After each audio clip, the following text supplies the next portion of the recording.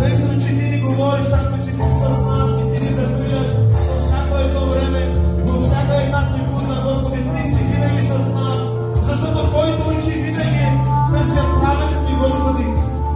Божието Слово казва, Божието учи винаги във всяко едно време търси праведния, защото ти и аз сме сърдецата на Господа.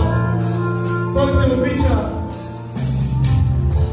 Когато бях сам, ти ме намери.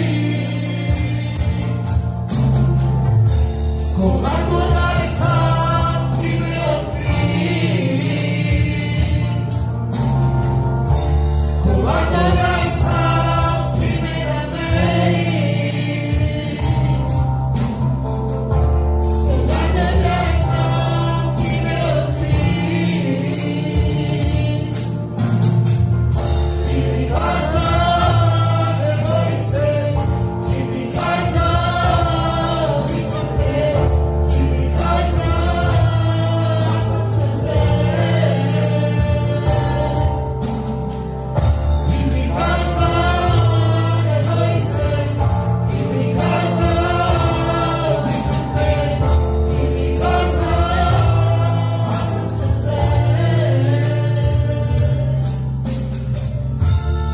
Благодаря ти, Святи Душе, че ти ни говориш тази вечер и казваш така: не бой за чадо, аз съм с тебе и без каквото да преминаваш. Бог е верен. Той е верен, братко и сестро. Той е верен да те опази. Когато минеш през реки и потоци води, за да не се подавиш, неговата десница ще те закриля. Когато минаваш през огъня, като минаха Седрах, Месах и Авденаго, той беше там в огъня с тях. Когато Йосиф беше в кладенеца, в дупката, в ямата, той беше с него.